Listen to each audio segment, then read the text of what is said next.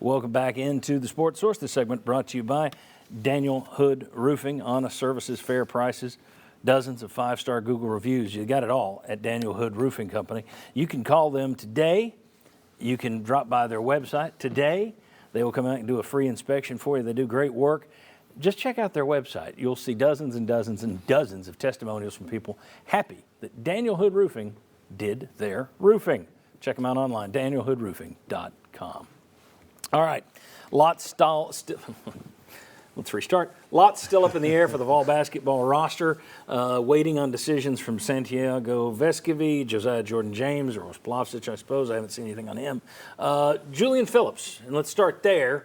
Phillips has the NBA decision to make. I thought it was interesting. Kennedy Chandler, who was a one-and-done out of Tennessee last year, got released by the Memphis Grizzlies this week.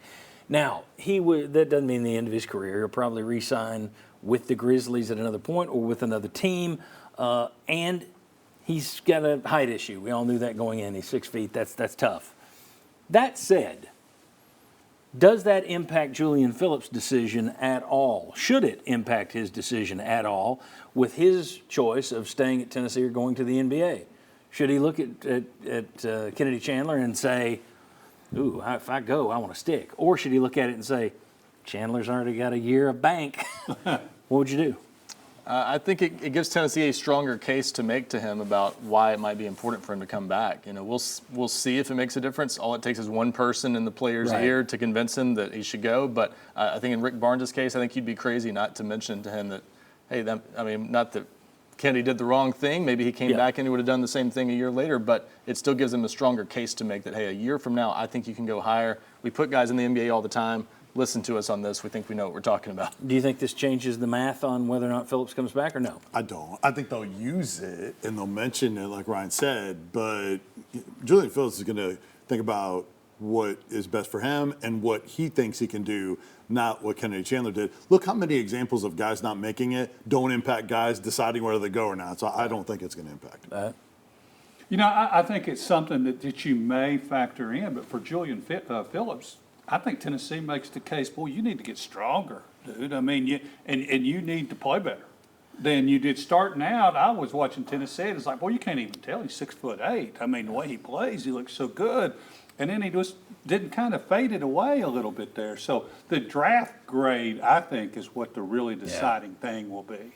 And that's also going to factor in. That's why we're waiting on Vescovi. That's what we're waiting on with Josiah Jordan-James, although I don't think the draft grade is going to be great there, but they're both going to go through that process. Right. So this thing could be hanging out there with some openings, which is interesting because Tennessee's got to get into the roster building business right away, so it would help them to know who's coming back, who's gone.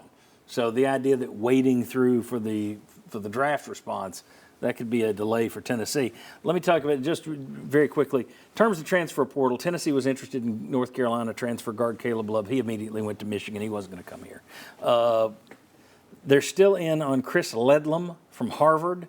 Hope to have him in this week. Ryan, Rick Barnes needs real portal help this year. Real portal help. This is not one where you just go get a guy from Sacred Heart and see what happens, or hey, we got a score from Indiana State and we're going to come in and change his role a little bit.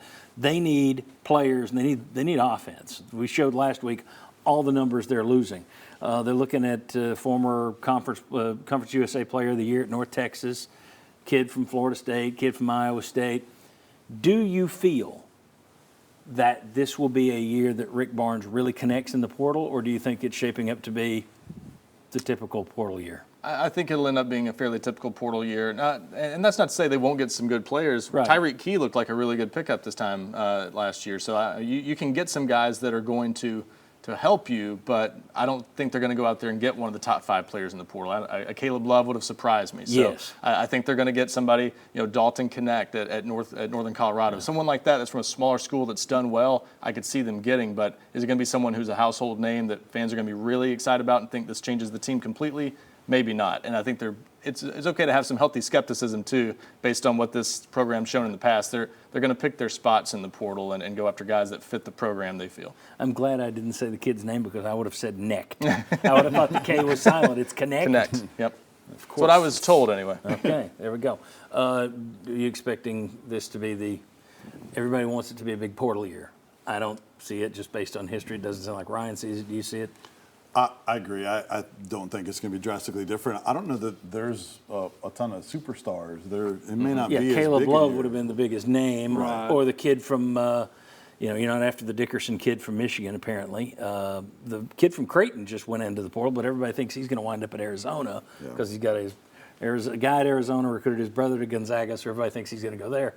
But you just don't see Tennessee mentioned in the same breath. Yeah, you with wonder any of if these maybe some big guys who are out dangling there. some NIL dollars would help a little bit on some of those guys. I was going to say, I think part of Tennessee's, the reason I'm skeptical, I don't think they tend to get into much of the NIL game on the basketball side of things. So I think that's a factor. Is These that a guys Rick Barnes choice, or is that a Tennessee's allocating their NIL where they want it to go? I think Rick Barnes has made it clear he's not a big fan of guys. He wants guys to get NIL money, but he wants them to come to Tennessee and earn it more so than to give guys some sort of promise on the front end. Real quick, your guy, Mark Pankratz, he mentioned on Sports Talk when he was talking about things in the transfer portal, and he said, hey, look at some of these schools, look in the Final Four, using the NIL deals Right. and using that basically as if to say, hey, Tennessee, you need to get in that game and get on that level as a way to help out. Or get used to coming up short.